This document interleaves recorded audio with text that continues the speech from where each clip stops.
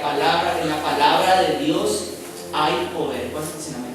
Amén. Bueno, bien, preparémonos en esta mañana. Señor Dios Todopoderoso, llegamos a este ratito de oración ahora, Señor, ahora sí en tus manos, Señor, con gratitud.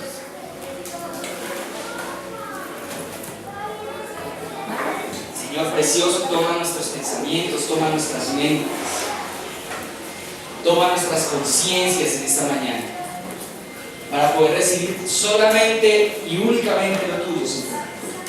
Nada más, Señor. No aceptamos ninguna otra cosa, Padre, más que el pan del cielo, que eres tú, Señor maravilloso, que es tu palabra, Señor, que es tu espíritu, Señor. Recibimos esta mañana con gratitud, Padre, y te pedimos permiso para, en un sentido espiritual, comerlo, Padre, y recibir de ti, Señor, en el nombre de Jesús de Nazaret. Amén, amén y amén. Ahora otra vez Dios les bendiga, buenos días a todos otra vez.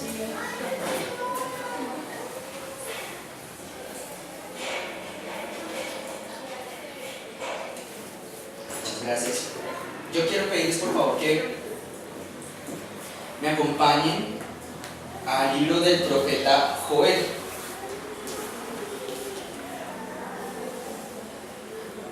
Si me encuentran por ahí, les agradezco que lo busquen y cuando lo encuentren, denme una señal de que lo encontraron. Amén. Vale, gracias.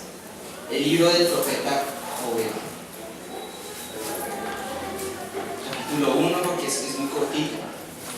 Es un libro muy cortito de la Biblia, es un libro que no tiene sino únicamente 3 cortos capítulos, así que lo vamos a leer esta mañana. Podría uno pararse a hablar en la iglesia muchas cosas, podría uno decir muchas cosas, hablar experiencias, contar anécdotas, y hasta incluso ello podría llegar a ser en un momento dado hasta bueno, pero no hay nada mejor que la palabra de Dios, en la cual está escrito no solamente el origen, sino también el destino de nosotros y de esta tierra. Toda vez que ella misma fue inspirada por el Espíritu de Dios, y en ella se dice que aun cuando los cielos y la tierra pasen, las palabras de Dios en cambio jamás fallarán, jamás pasarán, jamás dejarán de ser, ¿vale? Las promesas de Dios para tu vida y para la mía jamás dejarán de ser, nunca pasarán, siempre seguirán siendo vigentes, y puede que se levante lo que sea en la tierra, en el mundo natural, en esta realidad en la que vivimos, mas la verdad que es la palabra de Dios siempre prevalecerá sobre todo lo anterior. ¿Ven o no ven, hermanos? ¿No lo creen? Dice.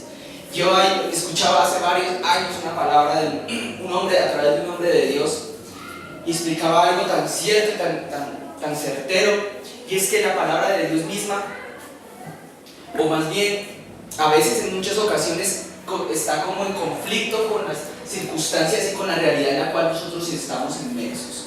A veces vivimos una circunstancia, a veces podemos estar en este momento en una situación, una circunstancia, incluso como en el caso de Lázaro, en la misma muerte podríamos estar, no solo, incluso hasta peor, en el más extremo de los casos, en la muerte física podríamos llegar a estar. Mas Jesús decía, por ejemplo, cuando una niña había muerto, Jesús decía, no, ella no ha muerto, no está muerta, sino que duerme.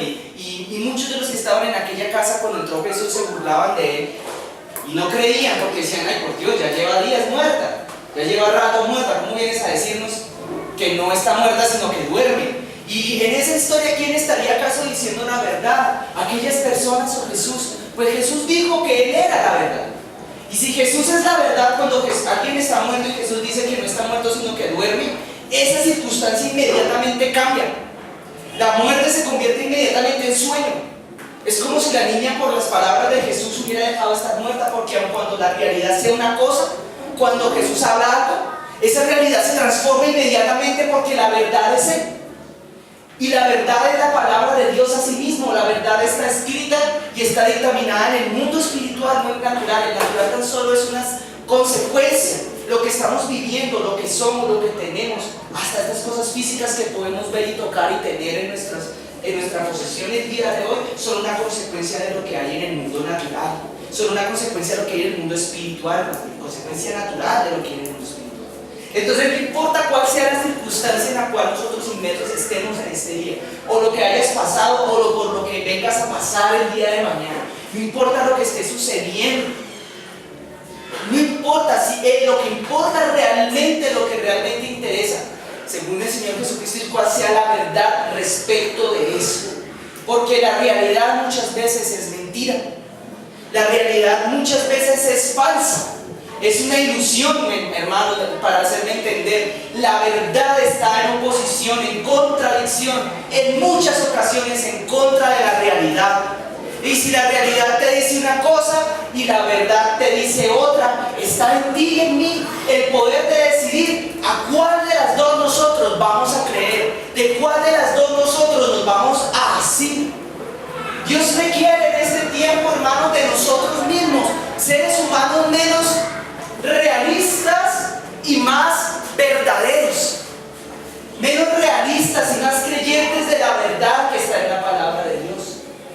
Y si alguien está muriendo, pero la palabra de Dios dice no morirá sino que vivirá, entonces una cosa es la realidad, pero otra cosa es la verdad. Y la verdad siempre estará por encima de la realidad, hermanos, para todo aquel que la pueda creer, para todo aquel que se pueda agarrar de ella y asir de ella. ¿Me escuchaste esto, iglesia?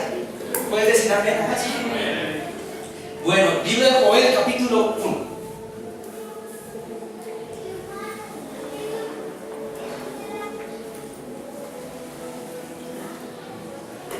Me parece que esa alabanza que está sonando al lado te la había escuchado. Dice así la palabra, la poderosa palabra de Dios. Por favor, síganme. Bueno, devastación de la tierra por la langosta. ¿Me siguen? ¿Vieron el título o no lo vieron? Sí. Bueno, no se duerman, por favor, hermanos. Estén bien atentos, bien despiertos en el espíritu. Palabra de Jehová que vino al profeta Joel, hijo de Petuel. Oíd esto, ancianos, y escuchad todos los moradores de la tierra. Ha acontecido esto en nuestros días o en los días de vuestros padres. De esto contaréis a vuestros hijos, y vuestros hijos a sus hijos, y sus hijos a la otra generación. Viene el verso 4 que dice lo siguiente: lo que quedó de la oruga comió el saltón, y lo que quedó del saltón comió el revoltón, y la langosta comió lo que del revoltón había quedado. ¿Están ahí? Bueno, en los tiempos en los que esta profecía fue escrita, para los tiempos en los cuales esta profecía fue escrita, ciertamente fue esta palabra. Porque en los tiempos en los cuales esta profecía fue escrita, pues hubo seguramente una gran plaga. Tal vez las plagas en los tiempos bíblicos y en algunos lugares de la tierra, sobre todo los desérticos, vienen acompañados de periodos alternados entre grandes sequías. En periodos después o alternados con grandes sequías vienen las plagas. Y esta palabra, si bien quedó aquí escrita dando testimonio de algo que ocurrió hace cientos de años atrás, tal vez miles de años atrás, esta palabra no solamente tenía esa connotación para ese tiempo, sino que las profecías bíblicas tenían varias referencias. Se cumplían en un momento, en un lugar, y luego iban y se cumplían en otro momento y en otro lugar, hasta que al fin, a la larga, el significado espiritual, el principio espiritual que estaba detrás de toda palabra del Antiguo Testamento, se resumía en Cristo, y las profecías todas en él se cumplían.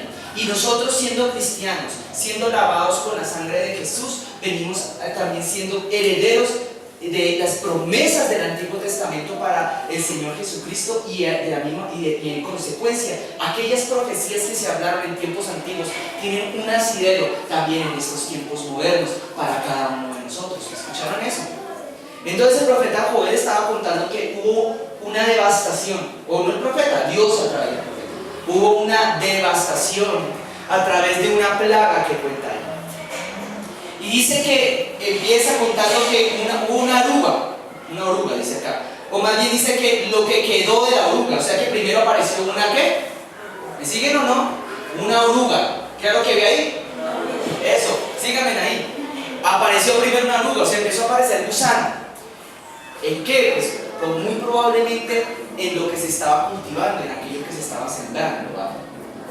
Pero llegó un día cualquiera, apareció como si Dios hubiera permitido que llegara una plaga y se empezó a comérselo todo, empezó a acabar los gusanos, a acabarse con la planta, con las plantaciones, con las cosechas, y todo, mejor dicho, quedó empezó a quedar devastado, y podría yo imaginarme en este momento como aquel pueblo en aquella época, consternado y atónito, empezó a observar cómo sus cosechas, después de un tiempo, además en un tiempo de escasez y de sequía, empezaban a ser consumidas por unos gusanos.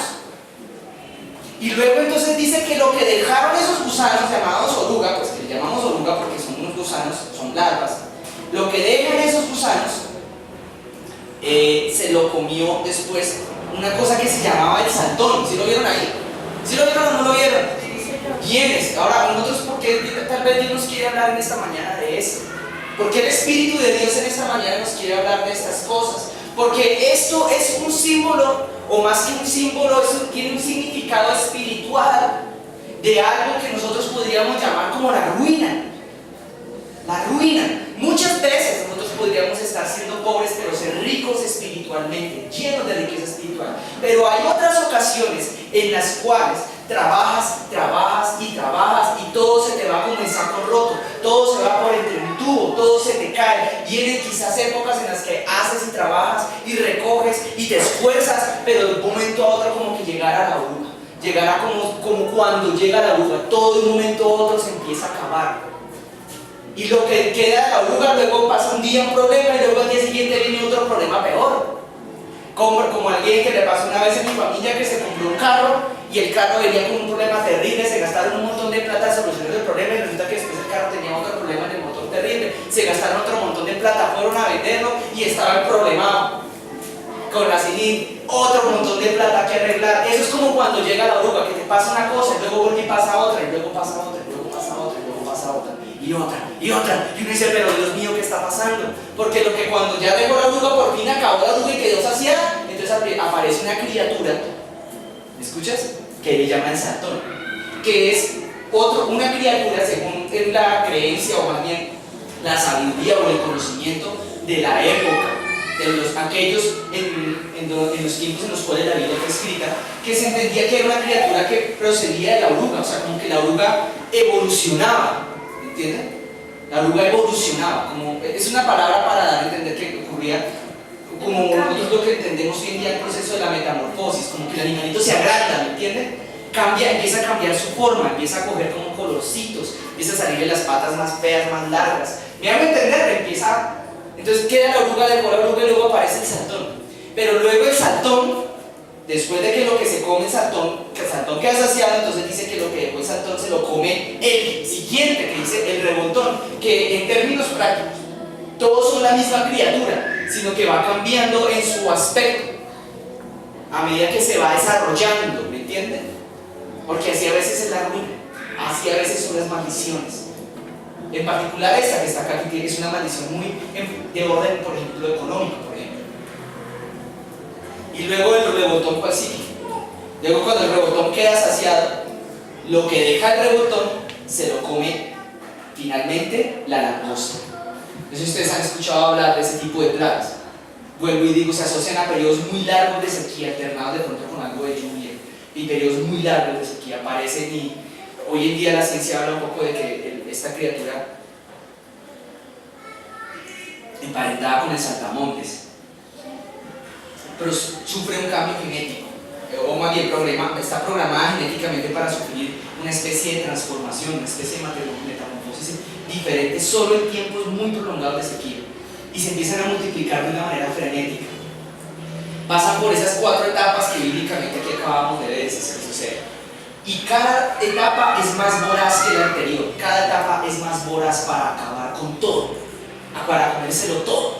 Y la última etapa es tal vez la más perturbadora de todas, que es como se le llama la langosta, que es un animal un poco más grande que mi mano, que tiene alas, un poco de alas, y fuera de eso, además de que vuela, se lo come todo donde llegan las plantaciones, y esos animales acaban, de hecho segregan una feromona, y esa feromona empieza a crear como que los demás también se empiezan a volver, y salen las alitas. Generalmente el saltamontes no vuela, pero cuando esa feromona se les activa a esos animales, entonces empiezan a reproducirse frenéticamente y empiezan a hiperdesarrollarse hasta que vuelan y acaban frenéticamente con todo. Después de que se ha ido la plaga, después de que la plaga ha acabado, solamente quedan los cadáveres para recoger. Quedan campos y campos y campos. Eso ocurre en esos lugares, no solamente en el Medio Oriente, sino también en Asia, también en América del Norte. Quedan lugares totalmente devastados cuando las plagas atacan. Y ahora, permítanme, hermanos, acompáñenme por favor aquí bíblicamente para ahora continuar con este texto, para entender esto, qué es lo que significa espiritualmente, ¿vale? ¿Qué tiene que ver las plagas con la tierra y con nosotros? Síganme acá, por favor. Versículo 5. ¿Siguen? ¿Y cuántos están acá? Bueno, despertad, dice acá. Verso 5. Despertad, borrachos, llorad, gemid, todos los que bebéis vino, a causa del mosto, porque os es quitado de vuestra boca, dice él. Porque pueblo fuerte e innumerable subió a mi tierra. Sus dientes son dientes de león, sus muelas, muelas de león. Asoló mi vid y descortezó mi higuera. Del todo la desnudó y derribó. Sus ramas quedaron blancas. Llora tú como joven vestida de cilicio por el marido de su juventud. Desapareció de la casa de Jehová la ofrenda y la libación. Los sacerdotes ministros de Jehová están de duelo. El campo está asolado, se enlutó la tierra, porque el trigo fue destruido. Se secó el mosto y se perdió el aceite. Confundidos, labradores, gemid viñedos por el trigo y la cebada, porque se perdió la mies del campo. La vid está seca y pereció la higuera. El granado también, la palmera y el manzano. Todos los árboles del campo se secaron, por lo cual se extinguió el gozo de los hijos de los hombres. Ceñíos y lamentad, sacerdotes, gemid, ministros del altar.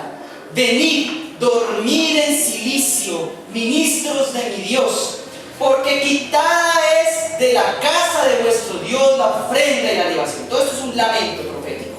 Ahora mira el versículo 14 lo que dice: proclamad ayuno, convocad asamblea, congregad a los ancianos y a todos los moradores de la tierra en la casa de Jehová vuestro Dios, y clamad ¿a quién? ¿Clamad a quién? ¿Están ahí?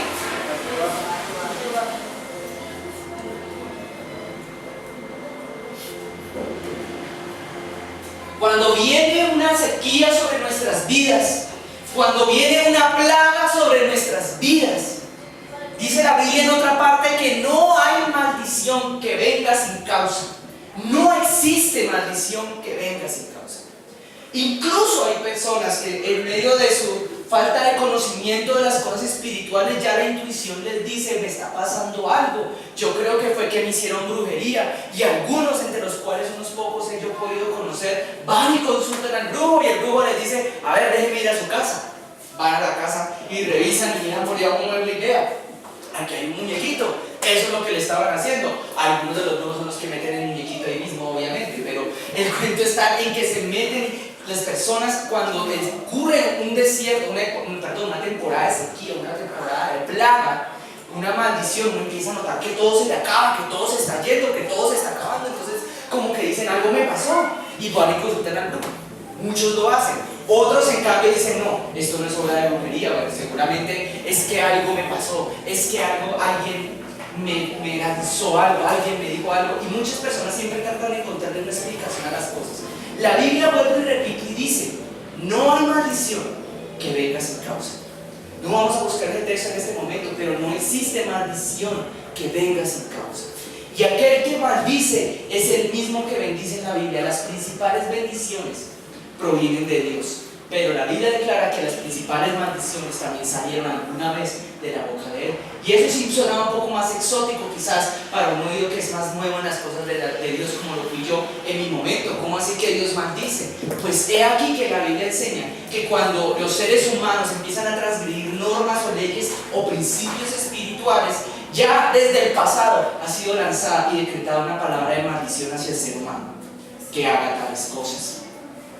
Y aquel ser humano que entonces empieza a entender el mundo espiritual y a comprender cómo funciona, y empieza por consiguiente a corregir sus caminos y a respetar tales leyes espirituales, entonces ya desde el pasado fue lanzada una bendición para aquel ser humano que respete y siga tales leyes espirituales. Y de la misma boca salieron ambas cosas, tanto la bendición como la maldición. Diría por allá el libro, si mal no estoy, el libro de Job. Ambas cosas salieron de la boca de Dios. Y entonces, ¿qué ocurre? No hay maldición, no hay quien revoque una maldición si ha salido de la boca de Dios. Si ha salido de la boca de alguien que está sobre autoridad tuyo, pues bueno, el mismo Señor Jesucristo la podría llegar a revocar. Pero cuando ha salido de la boca de Dios, no hay quien la revoque, sino únicamente el mismo Dios. Entonces Dios aquí está dejando entrever, le está diciendo a su pueblo que no es solamente aquellos que vivieron hace cientos de años allá en esos tiempos en los que esto fue escrito. No lo está hablando por inducción, digamos, profética a nosotros mismos hoy. Y decía: hermanos, si usted está pasando por algo en esta vida, en el momento de